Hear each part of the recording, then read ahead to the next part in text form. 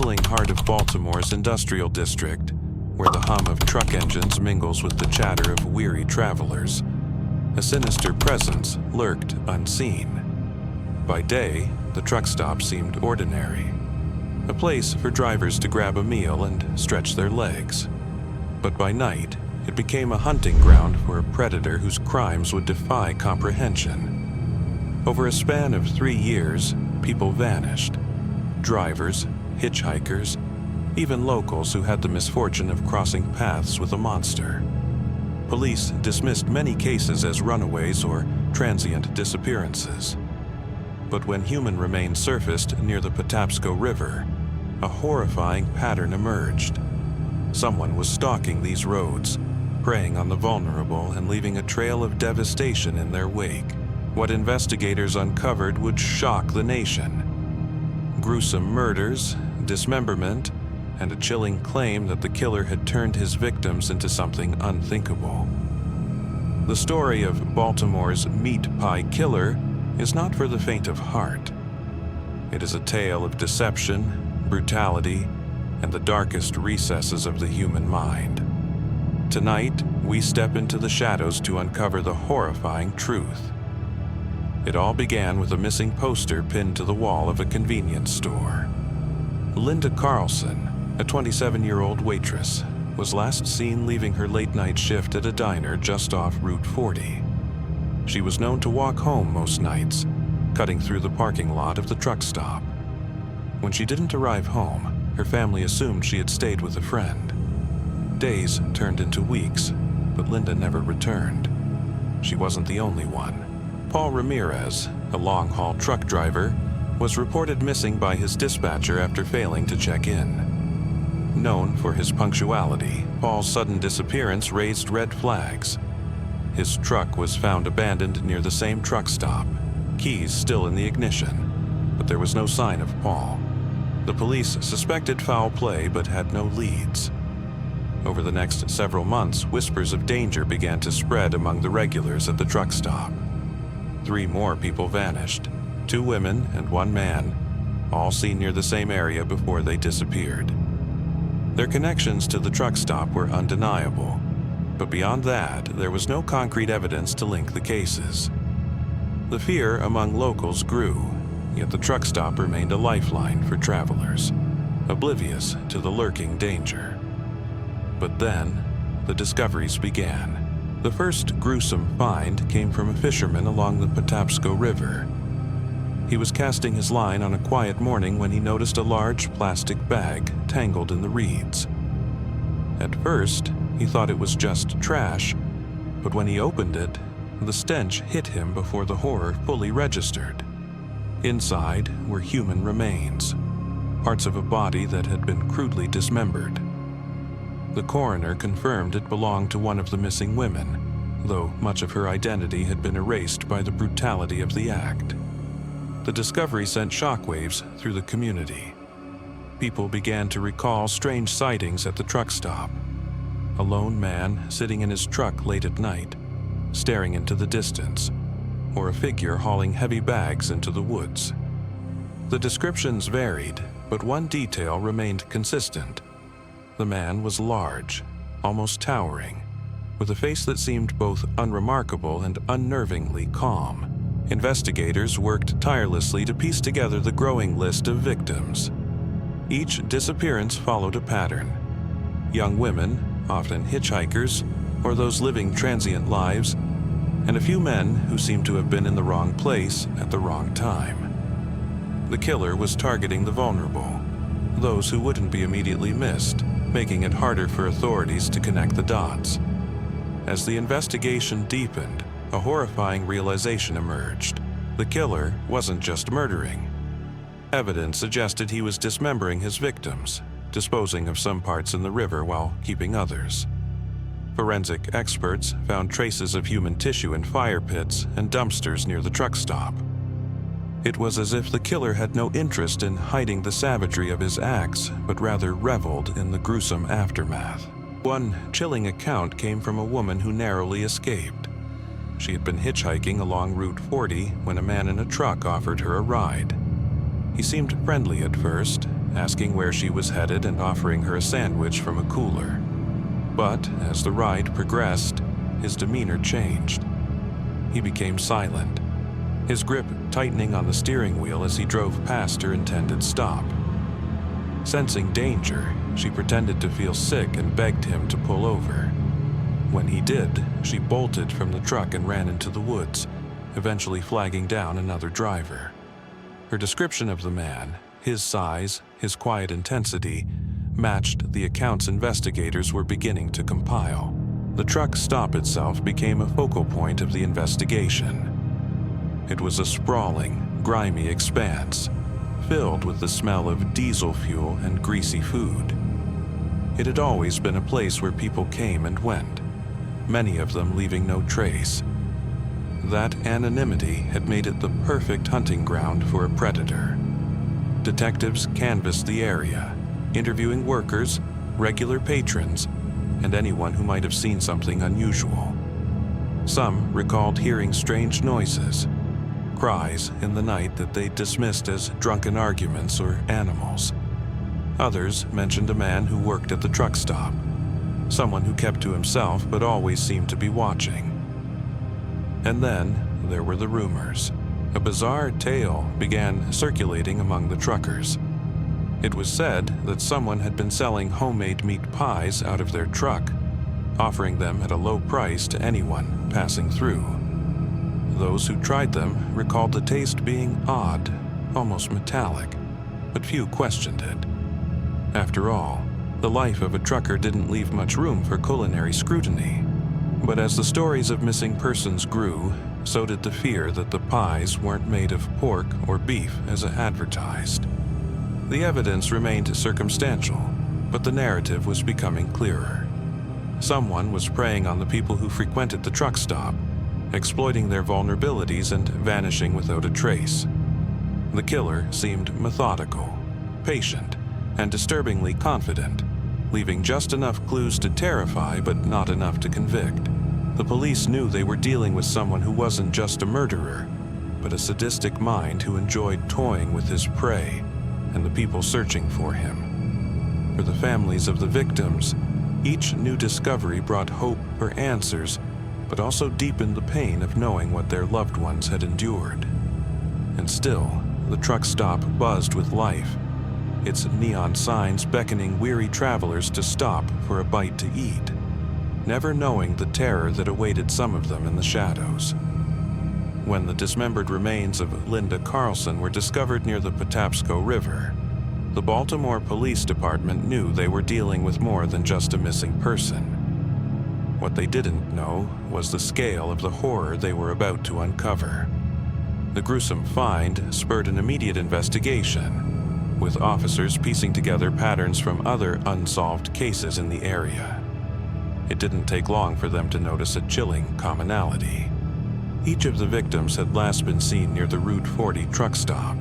Detective Angela Ramirez, a veteran of the department, was assigned to lead the investigation. Ramirez had seen her share of violent crimes, but the brutality of this case was different. The precision of the dismemberment and the calculated disposal of body parts suggested a killer who was both methodical and deeply disturbed.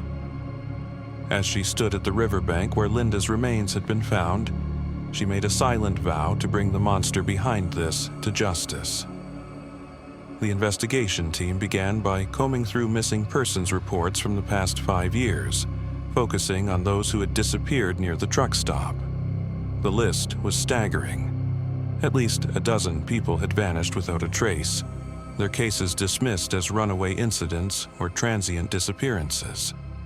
Ramirez and her team knew these were no coincidences. Someone was targeting these individuals, and they had to figure out who. Their first step was to turn their attention to the truck stop itself. Surveillance footage was scarce. Many of the cameras were old or broken, a consequence of neglect and cost-cutting measures. However, one working camera positioned near the main parking lot revealed a chilling discovery.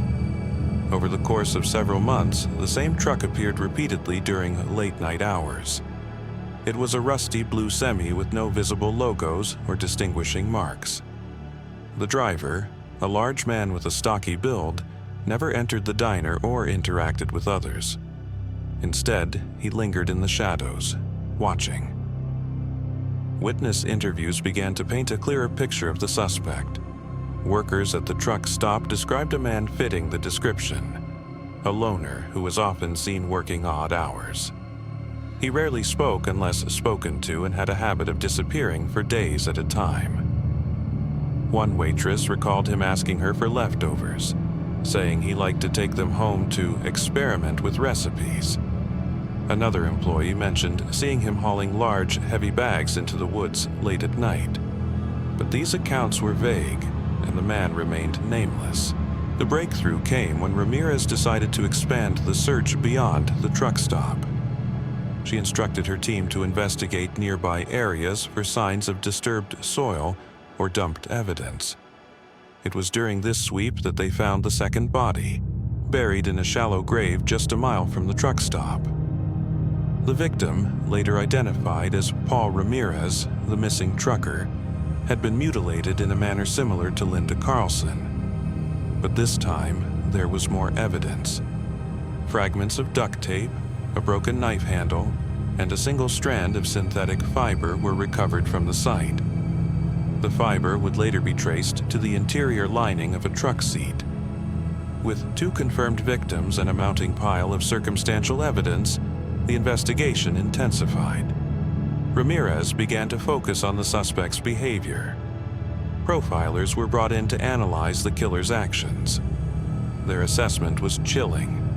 The perpetrator was likely a man in his 40s or 50s, someone familiar with the truck stop and its rhythms. He was organized, using his knowledge of the area to avoid detection. And he wasn't just killing for necessity. He was killing for pleasure. Ramirez's team reached out to truckers who frequented the stop, hoping to find someone who might recognize the rusty blue semi. One driver recalled a man named Franklin Shaw, a part-time maintenance worker at the truck stop who occasionally sold homemade meat pies out of the back of his truck. Shaw was described as friendly but distant, with a quiet demeanor that some found unsettling. This lead, while tenuous, was enough to put Shaw on the radar. Investigators began surveilling Shaw, noting his movements and interactions. They followed him to his small, run-down home on the outskirts of Baltimore, where he lived alone. The property was unkempt, surrounded by overgrown weeds and rusting machinery. It was here that they observed him carrying large, heavy bags from his truck into a shed behind his house late one evening. The bags bore a striking resemblance to those used to dispose of the bodies. Ramirez knew they needed more than just suspicion to move forward. A warrant was issued to search Shaw's property. What they found would haunt the investigators for the rest of their lives. Inside the shed were tools stained with what appeared to be blood, a freezer containing unidentifiable frozen remains, and several bags of a ground meat-like substance. Preliminary tests confirmed their worst fears. The substance contained human DNA. The evidence was damning, but Shaw's calm demeanor when arrested was perhaps the most unsettling detail. As officers read him his rights, he smiled faintly, as if he had been expecting them. When questioned, he confessed to some of the murders but denied others, leaving the true number of his victims unknown. He spoke in chilling detail about his methods, describing the murders as art and claiming he found purpose in his work. The investigation had uncovered a monster hiding in plain sight, but there was still more to uncover. Ramirez and her team had solved part of the mystery, but the full extent of Shaw's crimes was yet to be revealed. For the people of Baltimore, the question remained: how many lives had been lost to the shadows of the truck stop? Franklin Shaw sat in the interrogation room with an unsettling calm, his hands folded neatly on the table. When asked about the bodies found on his property, he didn't deny his actions. Instead, he leaned forward, his voice disturbingly soft as he began to detail his crimes. He described the process with a precision that sent chills through the investigators, a methodical recounting of how he lured his victims, subdued them, and carried out the unthinkable. For Shaw, it wasn't just murder. It was an act of control, of artistry, as he described it. He claimed that his victims were chosen, individuals society had overlooked or discarded. "I gave them purpose," he said, his tone devoid of remorse. Shaw's chilling admissions included his twisted experiments with turning his victims' remains into food, pies and sausages that he sold at the truck stop.